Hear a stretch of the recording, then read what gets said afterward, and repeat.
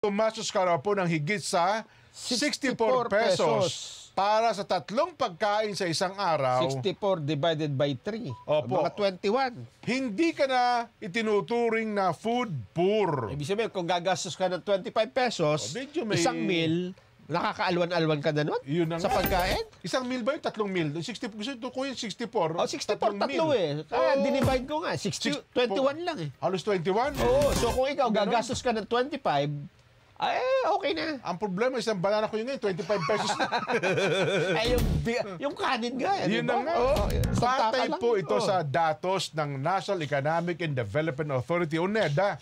Sa pagdinig po kasi ng Senate Panel on Finance sa panukalang 2025 National Budget, tinanong po ng Senadora Binay si NEDA Chief Arsenio Balisacan kung paano inuuri ng bansa ang mga Pilipinong mahihirap sa pagkain.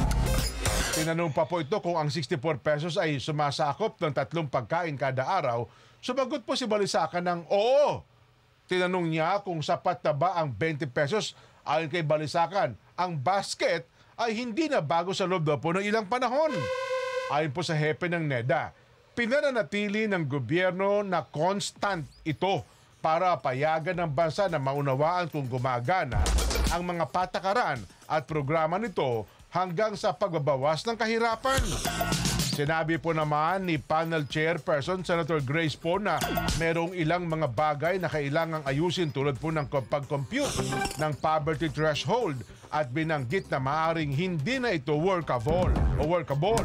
Sinabi ng NEDA Chief na ang food poor threshold ng bansa noong 2021 ay nasa 55 pesos habang nasa 63 naman pesos noon pong 2023. Binigyang diin niya na hindi ang NEDA kundi ang FNRI ang nag-imbento ng basket. Ayaw!